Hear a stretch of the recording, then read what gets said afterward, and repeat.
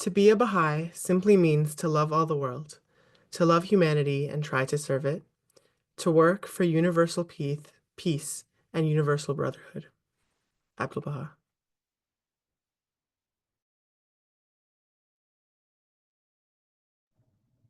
Thank you. So today we're really happy to have Mr. Steve Sarowitz with us, and he'll be talking about who are the Baha'is and what do they believe in. Steve Sarowitz is a founder and chairman of Paylocity, director of Payescape, a UK payroll provider, and co-chairman of Wayfarer Studios. He's an international philanthropist with an interest in promoting unity and promoting education and advocating for the elimination of racism, sexism, nationalism, and religious prejudice. Steve served as executive producer for the award-winning documentaries Maya Angelou and Still I Rise, and The Gate, Dawn of the Bahai Faith. Steve is married with 2 children and holds a bachelor's degree in economics from the University of Illinois. So with that, I'll hand it off to Mr. Sarowitz. Good morning, good afternoon, everybody. I'm on the West Coast, so good morning to those on the West Coast, good afternoon, and maybe good evening, depending on where you are. So you took the words right out of my mouth, Abdul Baha, about wanting to serve the world. I actually had that same quote ready to go. But that's a piece of being a Baha'i. I think to really understand what a Baha'i is, we have to look at history and understand that from a Baha'i perspective, all faith is part of one continuous faith. Baha'u'llah says it's one continuous faith, and that there's many chapters. There was a Jewish chapter, there was a Christian chapter, there was a Buddhist chapter, there was a Muslim chapter, and now there's a Baha'i chapter. And this faith has always been about loving humanity, whether Moses taught that, whether Jesus or Zoroaster or Buddha taught that, whether Christ, Jesus the Christ, or whether Muhammad taught that. This faith has always been about the love of God and the love of humanity. The difference in this faith is really the age. And so in the age of Abraham, there's a story that many of you know. If you come from a Muslim background, it involves Abraham and Ishmael. If you come from a Christian or Jewish background, it involves Abraham and Isaac, where God says to Abraham, go kill your only son. And he gladly ties up Ishmael or Isaac. And at the 11th hour, he gets a ram, he kills the ram. And if you look at that story from a modern perspective, it seems brutal. It makes no sense. Why would a man be asked to kill his only child? But we need to understand that story in context. 4,000 years ago, child sacrifice was common. And so to ask a man to sacrifice his only child at a time when human sacrifice was common makes a lot more sense. And in fact, that story symbolizes the end of human sacrifice and the beginning of animal sacrifice, which 500 years later, Moses codified. And then 2,000 years later, when Jesus came, he said, I'm the Paschal Lamb. He sacrificed himself. And sure enough, just 40 years after that happened, the Jewish temple was destroyed, and the place where the animal sacrifices for hundreds of years had happened was no more. So animal sacrifice ended, and it became to this very day a spiritual sacrifice. So what God is continually doing is updating humanity in every age and giving lessons through this series of divine manifestations, these prophets in every age. So in the age of Moses, Moses was the prophet for his age. And behind him came a glorious golden age for the Jews, really centering on the kingdom of Israel, which lasted for centuries. Following him, 500 years later, was Zoroaster. And he was followed by a great golden age, which really centered on the great Persian Empire. Buddha was followed by a great golden age centering on the Maurya Empire, which had 2 million square miles at its peak, as did the Persian Empire before it. Jesus ministered for merely 3 years, and he was crucified. And those people that crucified him thought that that was it. We're done. There's no more of this little sect of Judaism. It wasn't called Christianity just yet. They crucified at least a dozen would-be messiahs in that time frame. And yet this would-be messiah was something different. That's why we call him Jesus the Christ today, or Jesus Christ, Jesus the Messiah. And Jesus' following grew and grew and grew after he was crucified. And eventually, what came about was a great Christian golden age, which was centering on the Byzantine Empire, which lasted for over 1,000 years. Next after Jesus comes Muhammad, who came to a place that was so terrible that they were burying their daughters alive in Arabia when he came there. And the reason they were doing that is because men were killing each other so fast in war that women had become expendable. Muhammad started teaching, as did Christ and Buddha and Moses and all the others before him. He started teaching love and kindness and mercy and compassion and truth and justice and unity. And these people that were so warlike united, not only all the way across Arabia, but all the way to Persia and all the way across North Africa and all the way to Spain. And this huge swath of land became united in the first caliphate. And that first caliphate was really the center of what was called, what's now known in history as the Golden Age of Islam. And they reinvented every field of human endeavor. They invented algebra and algorithms, chemistry, alchemy, surgical instruments. They're largely credited with the first university in Morocco. So they really built the building blocks to the modern age during the Golden Age of Islam, which lasted 500 years. Now, why are these golden ages coming after the messengers? Because the messenger comes with the perfect message at the perfect time in the perfect place. So if we think of God as all-knowing and all-wise and loving, all-loving as well, so he lovingly sends these messengers to unite humanity, to inspire humanity. And so I look at history as a cascading series of golden ages. And so that brings me to where we are today. In the 1840s, there was a great expectation among Jews, among Christians, and among Muslims that something was going to happen. The Jews thought that the Messiah would come in 1840. They were looking at a book called the Zohar. They expected the Messiah to come and bring them back to the Holy Land, and that there would be a technological revolution.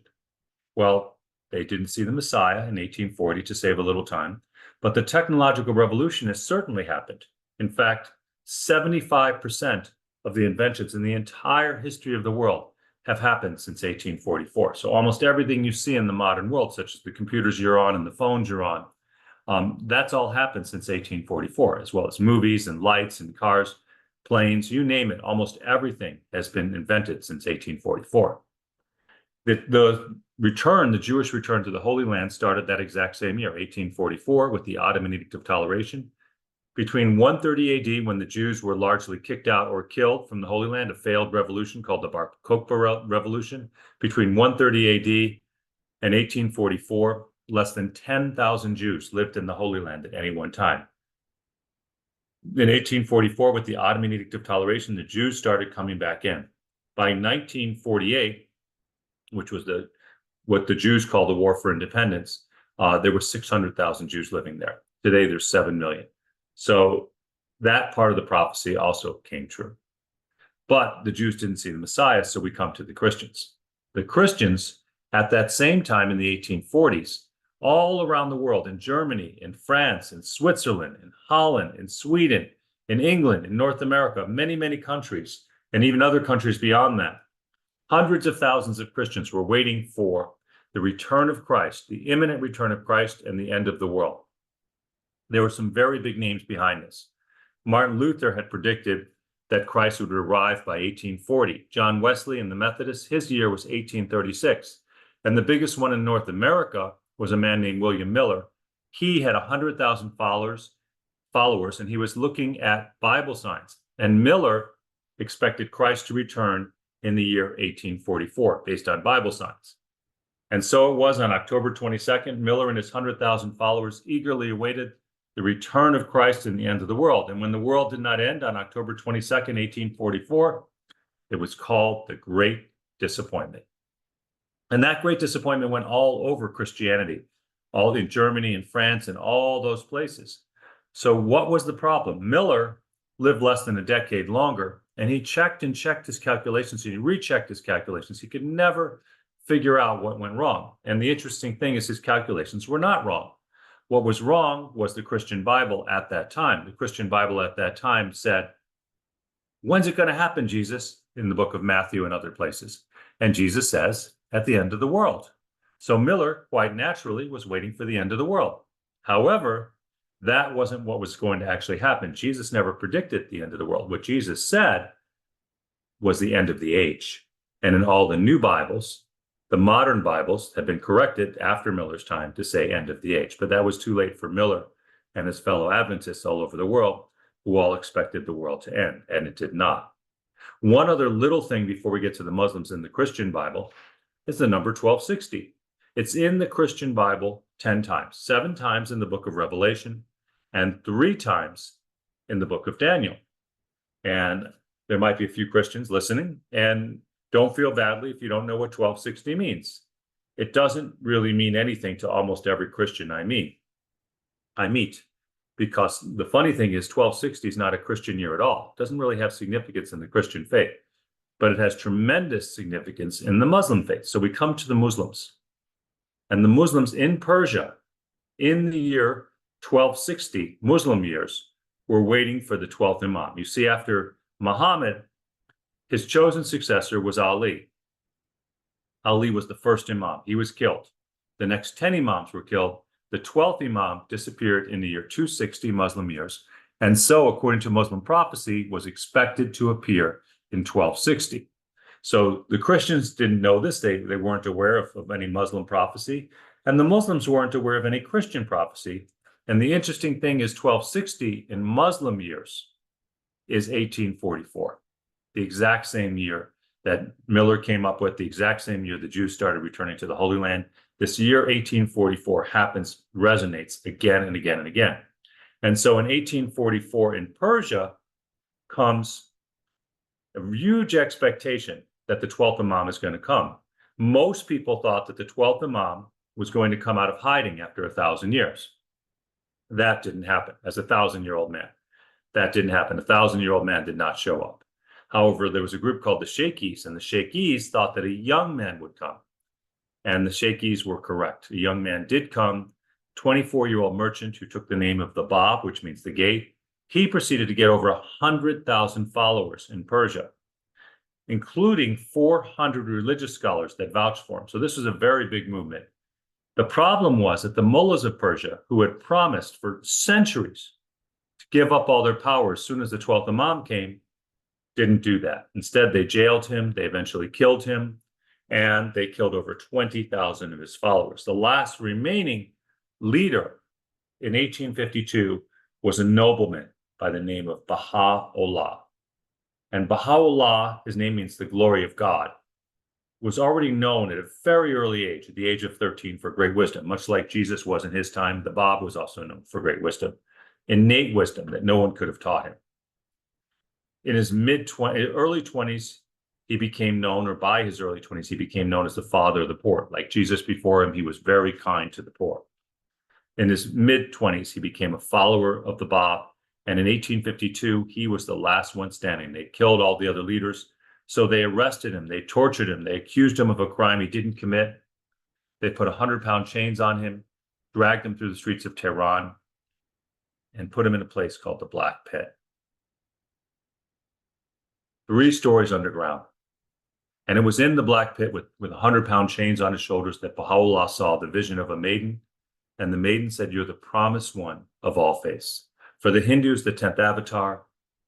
For the Jews, the Messiah. For the Buddhists, the 5th Buddha. For the Zoroastrians, the Shah Bahram.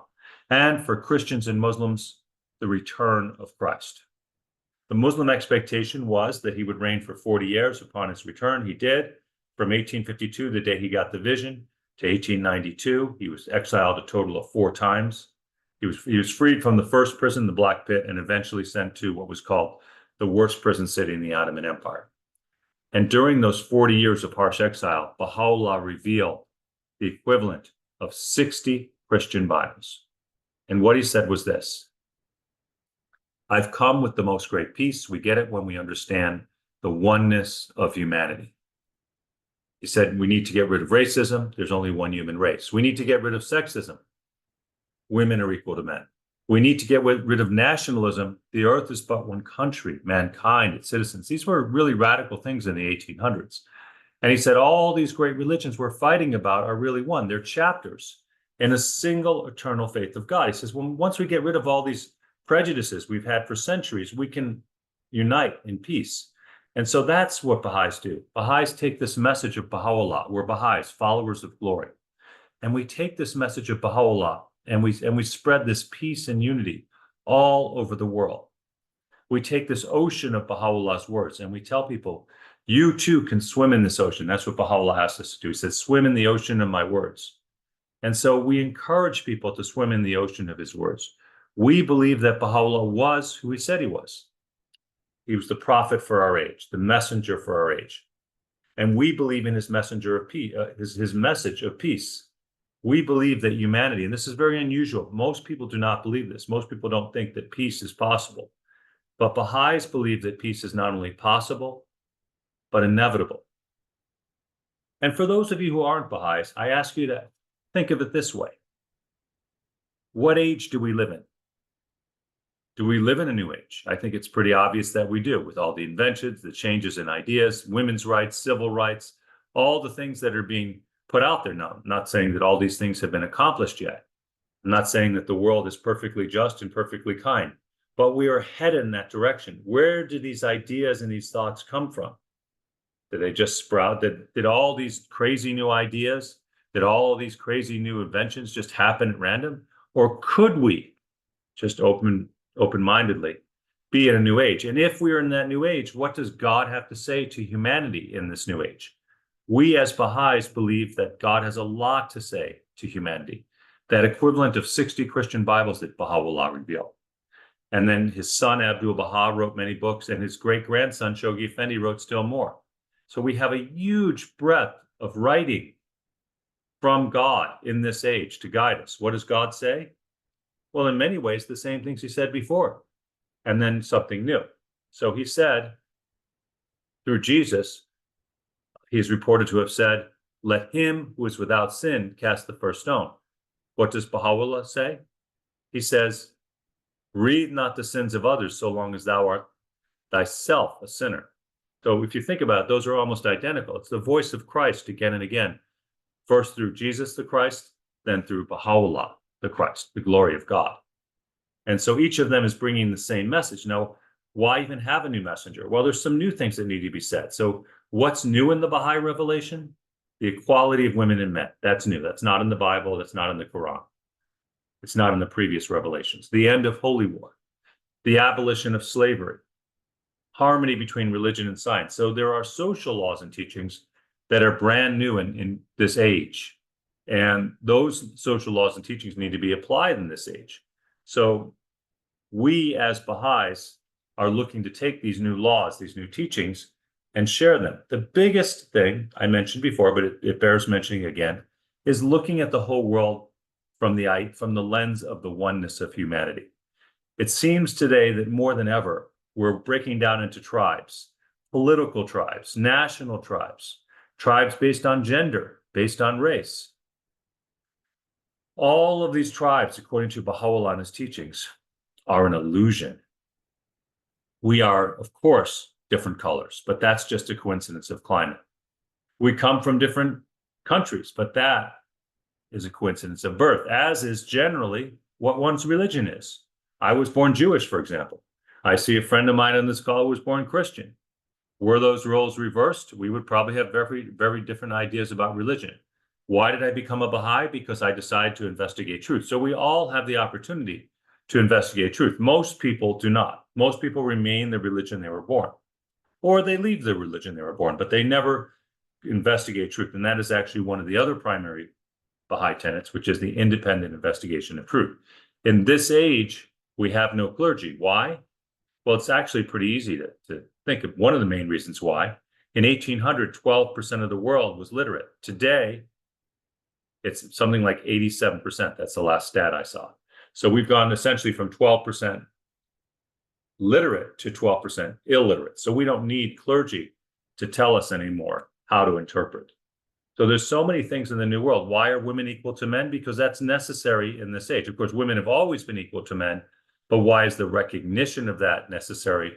Because in this age, this modern age of technology, in this age, it's very important for women to finally be given the freedom and respect and equality that they have so richly deserved for thousands of years and have not received. What about harmony between science and religion? Again, with the explosion of science, that science needs to have the balance of religion. The Baha'i writings refer to it as two wings of a bird, also women and men as two wings of a bird. And so if one has too much force and the other too little, that whole bird is out of balance and cannot fly. So essentially, what Baha'u'llah has given us is the ingredients for a just, peaceful, united, and verdant world. How many people here want world peace over war? Think about that. And if you want the world peace, how are we getting it?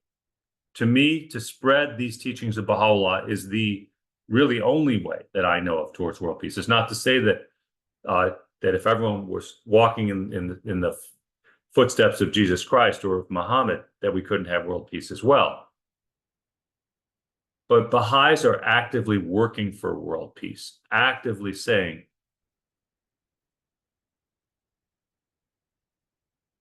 peace is not only possible, but inevitable. And it is the major part of our life. It's not just that I theoretically want world peace. I want to work every day. And that's something that you see very consistently. So who is a Baha'i? Going back to the quote, and it bears repeating, the quote that we started with from Abdul Baha, the son of Baha'u'llah, to be a Baha'i simply means to love all the world, to love humanity and try to serve it, to work for universal peace and universal brotherhood.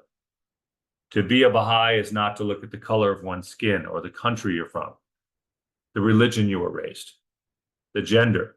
To be a Baha'i is to look at every human being before you as noble. To be a Baha'i is to work on unity in everything we do.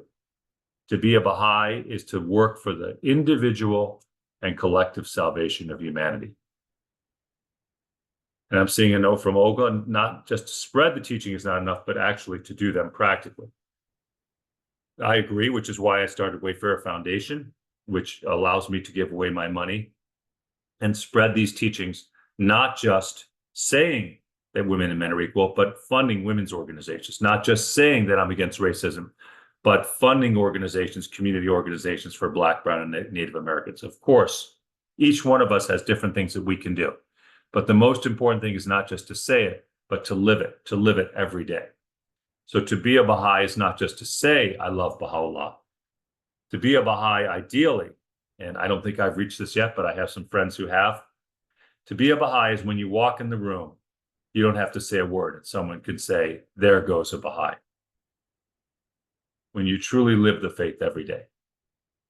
So with that, I'd like to open it up to some questions and have a discussion on what it means to be a Baha'i. Thank you so much. So yeah, if people have questions now, you can put it in the chat. We'll have some Q&A time.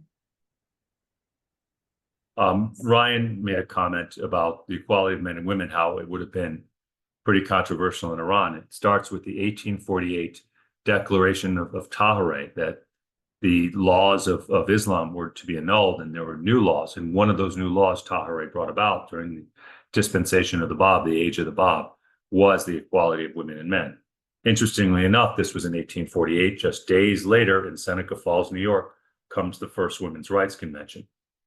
And so we've made tremendous progress since then. Thank you. So my question is the Baha'i faith sort of like a blend of all religions, or is it its own religion? Is it a continuation of Islam, or kind of where does it fall among all the religions? So the Baha'i faith is a distinct and separate religion, but is the same faith. So what the Baha'i faith says is there's a single eternal faith of God. It's been the same in every age. That faith, that love, kindness, mercy, compassion, taught by all the prophets, has never changed. When Jesus teaches love, it's the same as Moses teaching love. It's the same as Muhammad teaching love and compassion and mercy and justice, all the divine virtues. However, the religions are also geared to the age that they are. So the Baha'i faith is distinct in its social teachings, its social laws and teachings. The Baha'i faith has different aims and goals. Each religion was revealed for a purpose during that point in time, to give humanity exactly what it needed in that point in time. So whereas the faith is a singular one, the chapters are many. And so this is the newest chapter of God's eternal faith, a distinct and beautiful chapter. Thank you. Can you be a follower of other religions and be a Baha'i? I always say it this way, because I started out Jewish. I'm Jewish as long as I can also be Christian. I'm Christian as long as I can also be Muslim. I'm Muslim as long as I can also be a Baha'i. I think as a Baha'i, you follow the messengers, but maybe if I said I was a Jew, I wouldn't be able to also be a Christian. If I said I was a Christian, I wouldn't be able to also be a Muslim. If I said I was a Muslim, I wouldn't be able to also be a Baha'i. So in a sense, Baha'is, we follow all the prophets, revere all the prophets and their messages. We respect and we respect all the followers of those prophets, but we ourselves, I wouldn't call myself a Christian because that would be rejecting Muhammad. I wouldn't call myself a Muslim because that would be rejecting the Bab and Baha'u'llah. However, I have tremendous respect for Islam and Christianity and all the previous religions and their followers. Thank you. The next one is, what made you join the faith other than just investigating? What did you discover that made you join? The first thing that attracted me to the Baha'i Faith was this idea of oneness, that the idea, like I was raised Jewish, and of course I was right and the Christians were wrong, or maybe the Christians were right and I was wrong. This idea that we had to be in tribes, that we were separated. I thought I was genetically Jewish, which I am genetically Jewish. And that means I had to genetically believe a certain way, that I genetically couldn't believe in Jesus. And so as I started investigating the truth many years ago, I started realizing that, wait a second, I can choose what I can believe. And when I first heard about the Baha'i Faith, it intrigued me. It was a faith where the Christians didn't have to be wrong, or the Jews didn't have to be wrong, that everybody could be essentially right, and everyone's really following the same faith. And that really made a lot of sense to me. As I started studying the Baha'i Faith, I saw a lot more there. I fell in love with Baha'u'llah and the Bab and Abdul Baha and all the figures, their lives of great sacrifice. I fell in love with their person. They were, just beautiful. The messengers of God, when you study their lives, whether it be Jesus or Moses or Muhammad or the Bab or Baha'u'llah, the messengers they're incredible. They're glorious in ways that normal human beings are not. So I think it was a combination of me loving the teachings and then falling in love with the messengers themselves. So I went to a Baha'i study group, and after a few years, I decided I was a Baha'i. My wife said, "Oh no, you're not a Baha'i. You're Jewish. I'm Catholic. You have to wait till after the kid's bar mitzvah," which is 2.5 years later. Interestingly enough, within a year, I was invited by a non-Baha'i to go to Akko, which is the holiest place for Baha'is. I ended up walking outside the shrine of Baha'u'llah, and this is in September 2014. And within 6 months, less than 6 months, I was a Baha'i. There was nothing that could hold me back. So that was kind of my spiritual transformation along the way. Thank you. And I've been a very happy Baha'i ever since. In 9 days, I will be a Baha'i for 10 years. Wow. What do Baha'is do to put Baha'u'llah's teachings into action and to bring about his vision? Well, currently I'm in a Baha'i retreat with about 20 other men, and we're all from all over the world, and all of us are looking to make the world a better place. So Baha'is host devotionals, and they do teaching. We do community service. We do national service. What Baha'is tend to be very philanthropic. I think it's rare that I meet a Baha'i who's an active Baha'i who isn't thinking about the betterment of the world. So we put the betterment of the world first and foremost. What I do myself is a lot of philanthropy. I also make movies that we hope will make the world a better place. How we treat people every day is important. Do we treat people with respect? Do we look at each person as if they're noble? All of that is important. And so I would say essentially, if you had to put it in a word, we serve. Baha'is serve the world in any capacity we can. There's some Baha'is that are good at teaching the faith. I happen to be one of them. That's what I do. I have a friend who is very, very good at organizing things within the community. That's what she does. So she helps if we need to organize a Baha'i gathering, she does it. And she makes beautiful laminated prayer cards. She makes sure that everyone feels loved and welcome when they come. And so each person has their own way. Just like a basketball team, you have guards, you have forwards, you have centers, and each person, or a baseball team with different fielders, a shortstop and a first baseman, each of us has our own talents. The key is that what Baha'is do is take those talents and we take those talents and we try to use them for the betterment of the world. Thank you. What would you say to those who view religion as an outdated concept, irrelevant to modern society, and see it merely as a set of rules created by individuals in the past? I would agree with them. I would say that much of what passes for religion today is outdated, and so it needs to be upgraded. So the question is, where do we go with it? So do we say, because I've seen something that's outdated, I went to one restaurant, I didn't like the food, I'm never going to eat again. I went to a second restaurant, I didn't like the food again, I'm never going to eat again. Or should we investigate to see if there's a restaurant where I do like the food? And why is religion outdated? So you could look at science the same way. If we studied science and only studied concepts from 2,000, 3,000 years ago, we would say that science is outdated. Science and religion both update in each age. In every age, science becomes more advanced, religion becomes more advanced. And so before maybe walking away from religion entirely, we could look at the Baha'i Faith as the only modern religion and say, okay, what does the Baha'i Faith say? And is this outdated? And I would say no, the Baha'i Faith is not outdated. It's very, very modern in the way it looks at things. Most of the really brilliant ideas in the modern age have their roots in the Baha'i Faith. They were not popular when Baha'u'llah was saying that. Back in the 1800s, when the Bab and Baha'u'llah were saying women are equal to men, that was not a very common thing.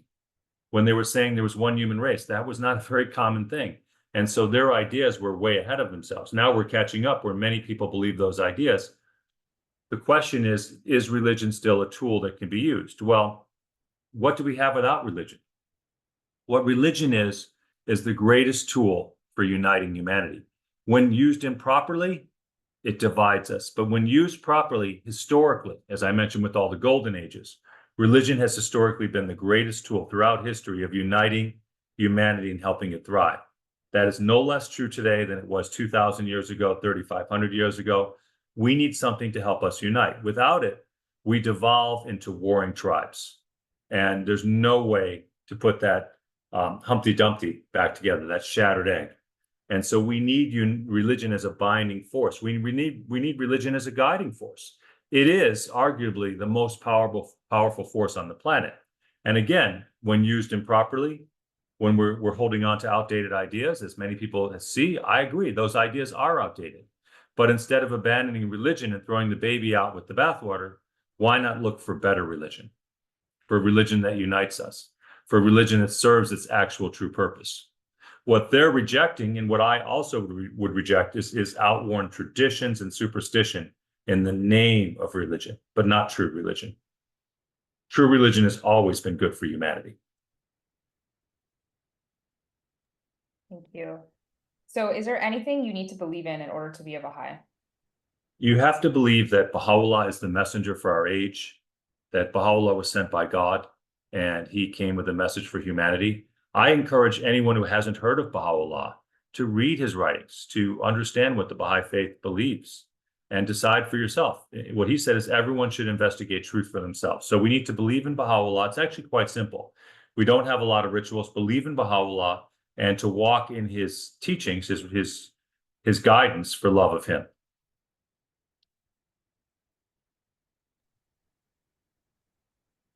So when you mentioned that the great messengers were followed by great societies, why don't you think the causality was the other way around, i.e. great societies caused the messengers to become enshrined?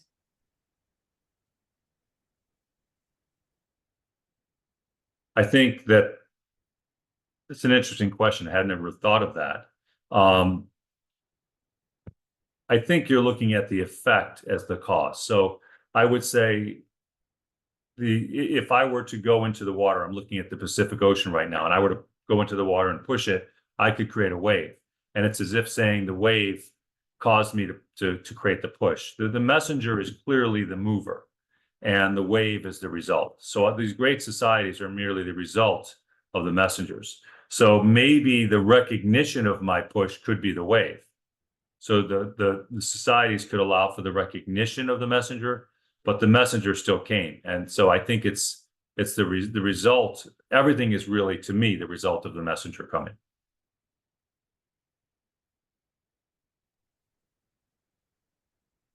There seems to be a universal movement in humanity towards not needing faith or, in particular, religion at all. What is your take on that?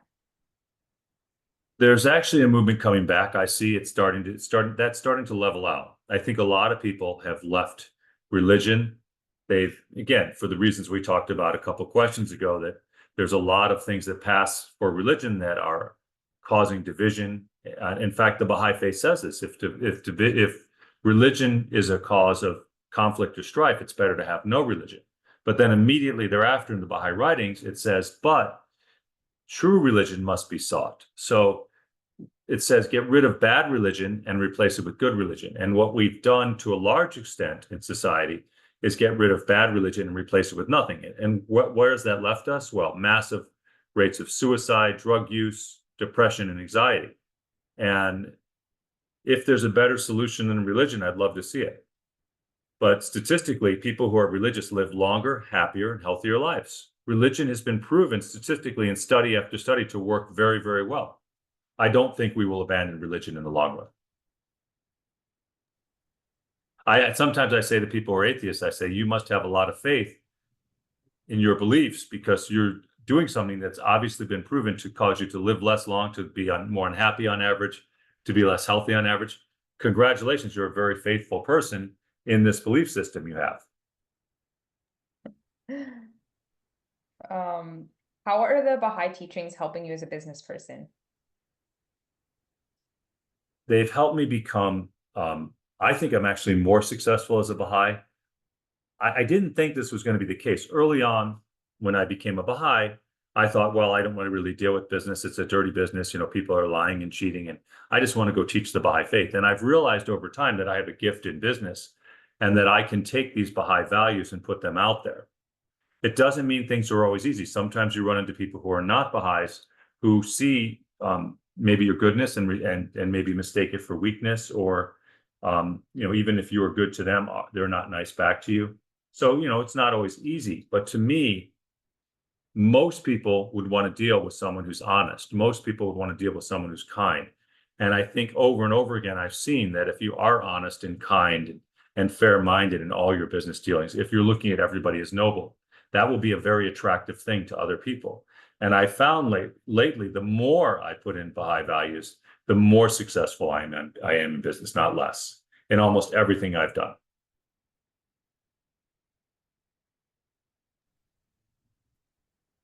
Thank you. How can you genuinely love all people? How do you upgrade your consciousness to this level? There's sometimes it's hard, but think of it this way. There's people in two categories. There's people who are good and people who haven't realized yet that they're good. We all are a soul. So if you look at Abdul Baha said, see his face in everyone you meet. And so if I look at everyone I meet and I see Abdul Baha's face, that's a good thing, because when I meet you, I may not love everything about you right at the start. But if I see you as a soul, if I see you as Abdul Baha, what I see is people who are suffering. So even people who do bad things to me, yes, I don't like the fact that they're doing bad things to me or to my friends, but I also see them as human beings, and I see them as worthy of love. And even if they don't see themselves as worthy of love, if you think about it, everybody wants to be a good person. Everybody's the hero of their own story. So maybe taking a deep breath and looking at things through their perspective is good. Even if you disagree with their perspective, that's I think a way to do it. To see the glory of God, to see in every person you see a reflection of God, to see them soul first, not their material selves, which is in all of us, including myself. That's our lower self. But to see their spiritual self, even if it's not actualized, is the way to love everybody. In your opinion, what's the minimal set of beliefs you need to believe in order to be considered a Baha'i? At what point is someone an agnostic versus a Baha'i if they're still individually investigating the truth? I think that's for each person to decide on their own, but I really think the recognition of Baha'u'llah as the prophet for our age is the key thing. Once you recognize Baha'u'llah as the prophet, the messenger for our age, I think you're a Baha'i. And we're all Baha'is in various stages of learning. But if you truly believe that Baha'u'llah is the messenger for our age, in my opinion, and you want to follow his teachings for love of him, that's very simple. It's a pretty simple concept to me.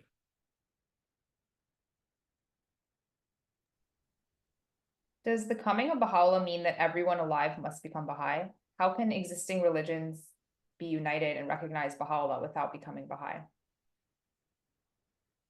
Once you recognize Baha'u'llah, you are a Baha'i. So if you think about it, if I was a Christian and I recognized Baha'u'llah, I was a Jew who recognized Baha'u'llah, all of a sudden I'm a Baha'i. Once you recognize Baha'u'llah, that very act of recognizing Baha'u'llah makes you a Baha'i. So do I think eventually the great majority of the people in the world will be Baha'is? Yes. Do I think this should be done by force? Absolutely not. Do I think that we should love everybody who's, essentially, I have many friends, including one I'm looking at on this call, who are Christian. And I love them. They know I love them. They know I may not agree with them on every single point, but I love them. And I love the fact that they love God. So as a Baha'i, in fact, I'm going in a couple of days to speak to a whole group of interfaith leaders about the Baha'i Faith. And I'm not there to tell them you're stupid for being a Jew or a Christian or a Muslim. I'm there to tell them, here's what Baha'u'llah said, and to celebrate their beliefs and to show the oneness of religion. As a Baha'i, it's not about saying that your religion is wrong and mine is right. It's always your religion is right and mine is right as well. It's more of an expansion than a contraction. It's not a war. Religion should not be a contest. So as a follow-up to the previous question about, the set of beliefs you need to be a Baha'i, what if someone agrees with Baha'u'llah's core teachings, but doesn't recognize prophets in general, including Baha'u'llah? I think they should probably go into a Rui class or a Baha'i class and study a little bit more, and then ask that question to themselves again, really read about his life. I find his life and the Bab's life extremely fascinating. I watched my movie, The Gate, Dawn of the Bahai Faith. I think the idea of not recognizing prophets, I'd have to ask them, what do you think a prophet is? And why don't you recognize it? So it's almost like, are we looking at the same thing? Because when I look at the lives of the prophets, it's quite obvious to me that they are so different than anybody else that I've ever met. And so the question is, what is a prophet and how and why would we recognize them? And I think it would require I would suggest to continue studying it and see if your mind changes. And if your mind doesn't change, it's always good to believe in the Baha'i principles. There's nothing wrong with that. But I do believe that if you study a little bit more, there's a chance you might recognize the prophets. And how do you personally talk to people who just really don't like the word religion or God? I tell them, as Abdul Baha was wont to do, I tell them that I don't like the religion that they don't like, a religion of war, of conflict, of division and strife, a religion that goes against logic, reason, and science, a religion that is intolerant, highly judgmental. I don't believe in any of that, but I do believe in love and kindness and mercy and compassion and truth and justice and unity. And this is my religion. I said, do you believe in these things? And most people, not all, say, yes, I believe in these things. And then I say, we have more in common than you thought. I reject the same things you reject. I reject intolerance. I reject division. I reject strife. And moreover, I don't think these things have anything to do with religion. These things are based on superstition and worn out tradition. It's things in the name of religion that are not truly religious. For those people who are skeptical about religion due to hypocrisy or scandals in religious institutions, how can they trust in the Baha'i faith and the integrity of its institutions? I would just encourage them to read some of the letters from the House of Justice, talk to Baha'is, if they know Baha'is, study the words for themselves. I just talked to a friend yesterday, and I told her several years ago when she became a Baha'i, that Baha'is would disappoint her. Not that Baha'is weren't wonderful people, but Baha'is would disappoint her. Individual Baha'is, individual Christians, individual Jews, any religion, individual Muslims will disappoint you because we're human. And even the institutions, sometimes the institutions aren't perfect, but in the Baha'i faith, they have not been, in my opinion, have not been corrupted. And so I think it's just a matter of investigating that for yourself. Don't make assumptions, go study it and see what you discover.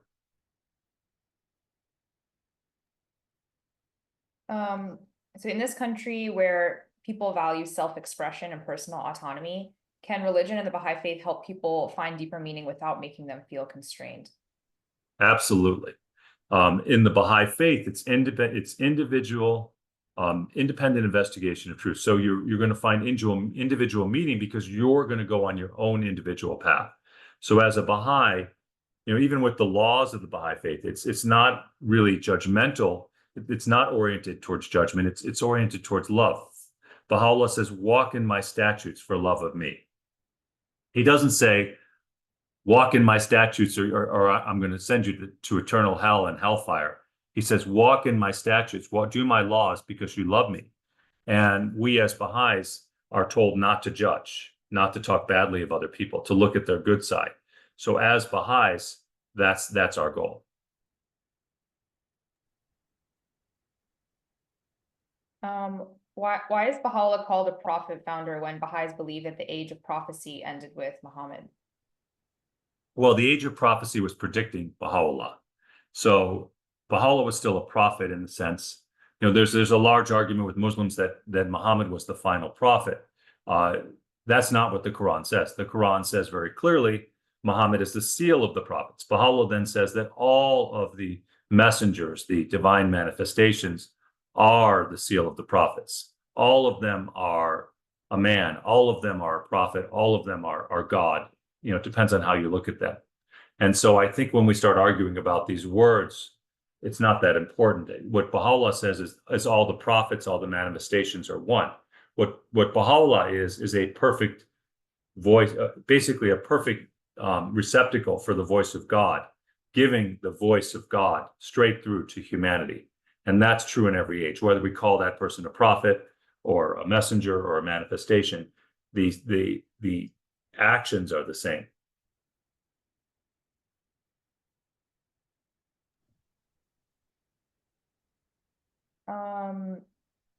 Do you have any new Baha'i themed movies in the works? We're working on a movie about Tahereh. We've been working on it for years. That's the number one movie we're looking at. There's also a movie that I helped finance coming out. I think it's called Cast Away the Clouds, which has a Baha'i character in it, a major Baha'i character. Great. And you kind of touched on this before, but how is unity different from uniformity? Well, we believe in unity and diversity. So Baha'is believe in unity and diversity, which means that each person has retains their individuality, but we have unity in that we realize we're part of the whole. So some of us are taller, some of us are shorter, darker, lighter. We have different opinions on this or that, but we realize we're part of the collective whole. And that diversity is an absolutely wonderful thing. We're flowers of different colors in a single garden of God. And if that sounds brilliant, that has nothing to do with me. That's Abdul Baha.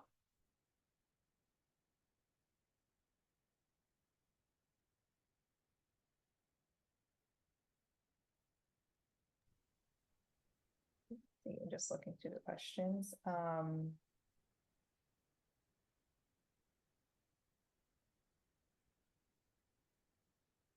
What does it take for a spiritual awakening to take place? I saw that question. Do you want me to answer that one? Yeah, go for that. Yeah.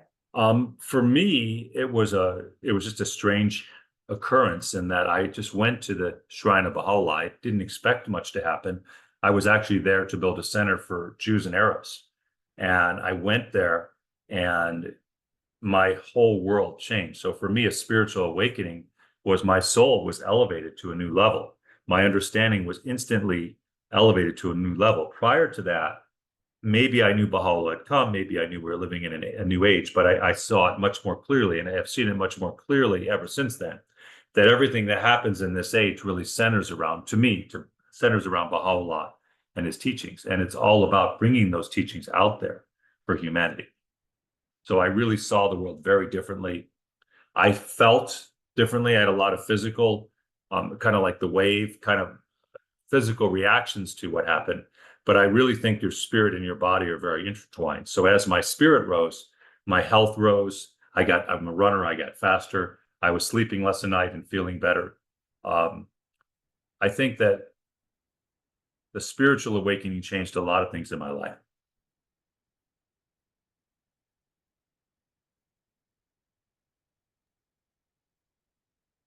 There's a question about like, what is the family tree of religion? Are we all related to Abraham? No, Abraham is one line, but there's also the Hindus, the Buddhists, there's other religions, there's Native American religions. I think Abraham is a very significant figure in the history of religion. But no, not everything is related to Abraham. We are not all related to Abraham. Many of us, but not all of us.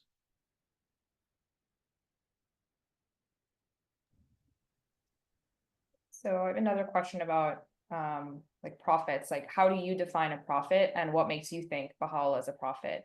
Because like, typically people think of prophets as someone that received knowledge from the non-physical world, but like, what evidence have you seen to make you think Baha'u'llah has that kind of non-physical knowledge? Well, Baha'u'llah said some things which were really crazy in his day. For example, he said that space was not a vacuum, was one thing. And for well over a century, people thought that was wrong until he was proven right maybe 10, 15 years ago. He talked about nuclear energy and the need to protect ourselves from the dangers of nuclear war. Talked about weapons of mass destruction before they existed. He predicted World War I and World War II, and that Germany would suffer in each of them. So he made many, many predictions that would come true.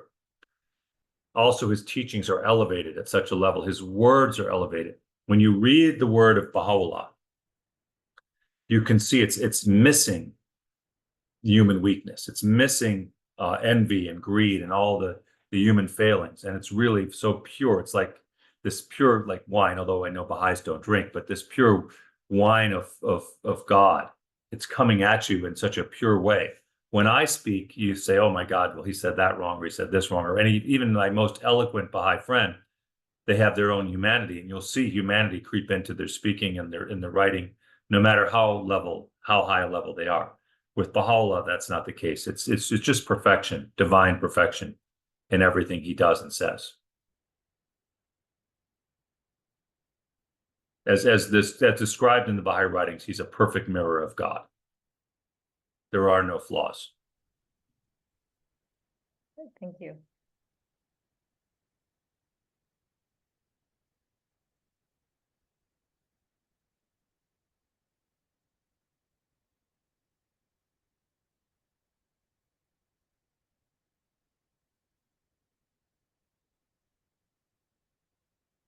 How do you convey to people like your Jewish roots / peers that you becoming a Baha'i is not neglecting or turning away from your Jewish roots? Many friends who are Muslim, Jewish, or Hindu who find this hard to grapple with. Yeah, so I think if you're attached to the world of names, then this could be hard. If I am very attached to the word Jew or Jewish, then it would be hard for me to abandon that, because now I'm no longer a Jew. Interestingly enough, I'm still attached to my Judaism because I'm 99% genetically Jewish. So I still have an attachment to Judaism. I also am attached to Judaism as a root. It's, the tree doesn't distance itself from the root. The root still exists, and the tree still depends on the root.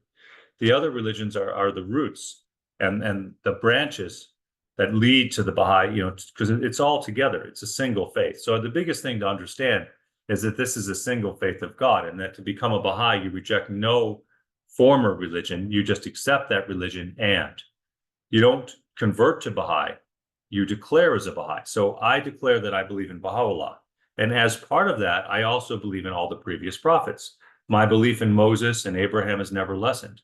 If I was a Christian and declared as a Baha'i, my belief in Jesus would not lessen as well. So you're not neglecting the previous religion, you're expanding upon it.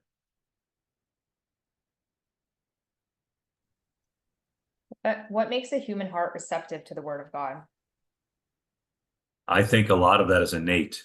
You have to cleanse that heart as much as you can.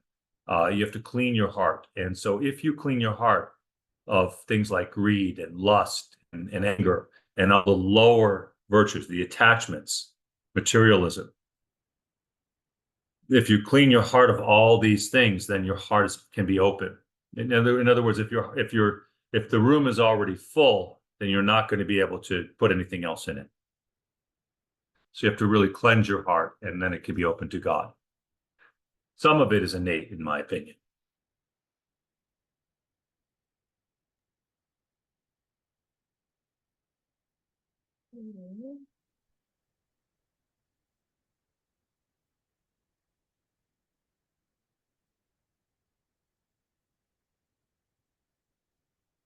How can we address social issues of our time, including the environment, as Baha'is? Well, the number one thing we need to do to address environmental concerns is to unify. If China does one thing for the environment and we do another thing in India, yet another thing in England, another thing, we can't actually solve environmental problems. And all the major global issues must be solved from a global perspective. And so if we take the Baha'i perspective and address things globally and in a unified fashion as one single united humanity, that allows us to address them. So I think the number one thing that's stopping us from becoming more successful in helping the environment is our failure to unify, which is really the number one thing that Baha'u'llah is asking to do, is to unite.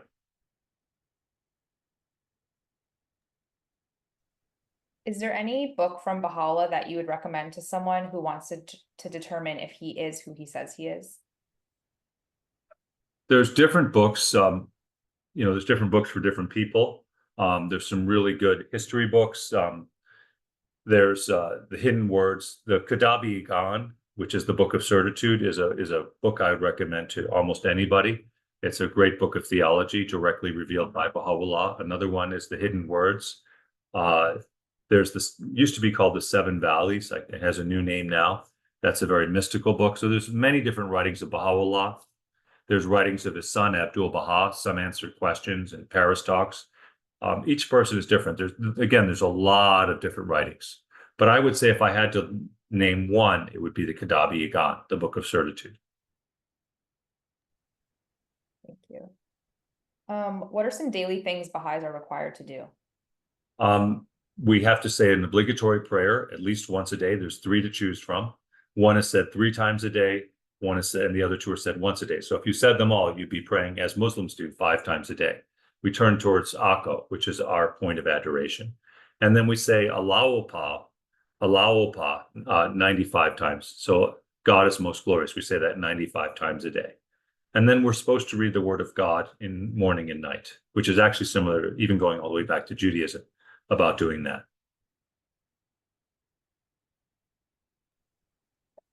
Someone asked, what is the image in your background? That is the Shrine of the Bab in Haifa, Israel. And if you want to know more about it, you can watch my movie, The Gate, Dawn of the Bahai Faith. You can see it for free on YouTube. The Gate is about the Bab's life. The Bab is Arabic for the gate. So it's absolutely gorgeous in person. What's been the biggest way that becoming a Baha'i has changed the way you live day to day? I think that I've been elevated spiritually, and I think that I try to treat people with love and dignity and compassion. I think twice about doing things. I think I've become a little bit more honest. Not that I wasn't honest before, but now it's like every action I do, everything I do, I'm really trying to live up to a standard. So having the standard is usually helpful. It's almost like a guidance for everything I do. So everything in business, everything in philanthropy, I'm being guided by the Bahai Faith. So it's really wonderful. It's like before I was running life without a map, just kind of going as, like most people I think do this. They don't really have a spiritual map. And this gave me spiritual guidance for my entire life. The idea that every time I look at the world, I look at it from a world embracing vision, from a viewpoint of the oneness of humanity. And it really changes how you view the world in a positive way.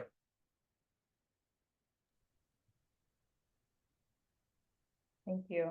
Let's see.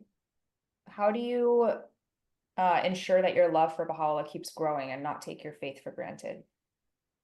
I think it's important, like anything else, to tend to the garden. So how do you tend to the garden? You meditate. So I started today by meditating. I pray every day. I read the word of Baha'u'llah every day. I teach about the Bahai Faith, have these spiritual discussions every day. You have to feed your soul every single day. Every one of us has to do this. And it's hard because sometimes worldly things take you away from that. And so you have to constantly dedicate yourself to feeding your soul. Some days I do better than other days, but I really try to do that every day.